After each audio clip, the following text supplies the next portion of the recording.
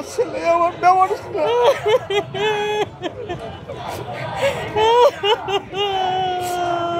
আমি বাবা এখনো বাইসা আছি। আমার ছেলে গত 5 তারিখে 5 আগস্ট 2024 সাল সকালবেলা চিটাগাং থেকে মিছিল করতে করতে যাত্রাবাড়ি পর্যন্ত আসে। আয়সা আর ফেরত যায় নাই। ওকে আমরা বহুত জায়গায় খুঁজেছি। ওর সাথে যে বন্ধু বান্ধবরা আসছিল সবাই ফেরত গেছে। সবার কাছ থেকে তদন্ত নিছি, খবর নিছি। তারা বলছে ও মিছিলে গেছে। সে থেকে পর্যন্ত তারে খুঁজে পাই না।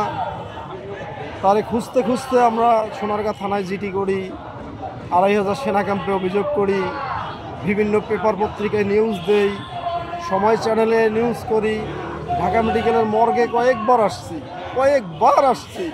ওর মা কয়েকবার ঢাকা মেডিকেলের লাশ পর্যন্ত দেখে গেছে, কিন্তু কেউ আমাদেরকে সঠিকভাবে তথ্য দেয় না। না দেওয়ার পরে আমার ছেলেটাকে বেওয়ারিশ লাশ হিসাবে দাফন করা হয়েছে। তারই পরিপ্রেক্ষিতে বেওয়ারিশ লাশের ছবি দেখা আমরা ছবি চাইছে, ছবিও ঠিক মতো দেয় না। সেখান থেকে পাঠাইছে শাহবাগ থানার থেকে আবার ঢাকা মেডিকেল। এভাবে করতেই মনে করেন যে এই শাহবাগ থানার থেকে একটু সহযোগিতা করার পরে সেখান থেকে ডিএনএ পরীক্ষা করছে, ডিএনএ ম্যাচ করছে।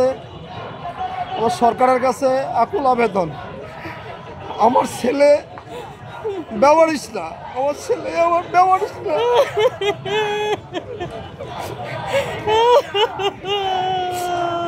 আমি বাবা এখনো বাইসা আছি। আমার বাড়ি ঘর আছে, আমার সব কিছু আছে, কিন্তু আমার ছেলেটা নেই। সরকারের কাছে আমার আকুল আবেদন, আমার এই ছেলেটার লাশ যেখানেই থাকুক না কেন, এই লাশটা যেন আমার গ্রামের বাড়িতে নিয়ে সঠিকভাবে দাফন করা হয় এবং ওকে গণ অভ্যুত্থানের আন্দোলনের পরিপ্রেক্ষিতে গেজেটভুক্ত করা হয় সরকারিভাবে। সেটাই আবেদন আমার। আমি সরকারের কাছে এতটুকুই আবেদন করি, লক্ষ টাকা দিলেও, কোটি টাকা দিলেও আমার সন্তানকে ফেরত দিতে পারবে না, কেউ না। আমার সন্তানকে কেউ ফেরত দিতে পারবে না। আমার একটাই মাত্র সন্তান, আমার আশা ভরসা সব কিছুই আমার সন্তানটা ছিল।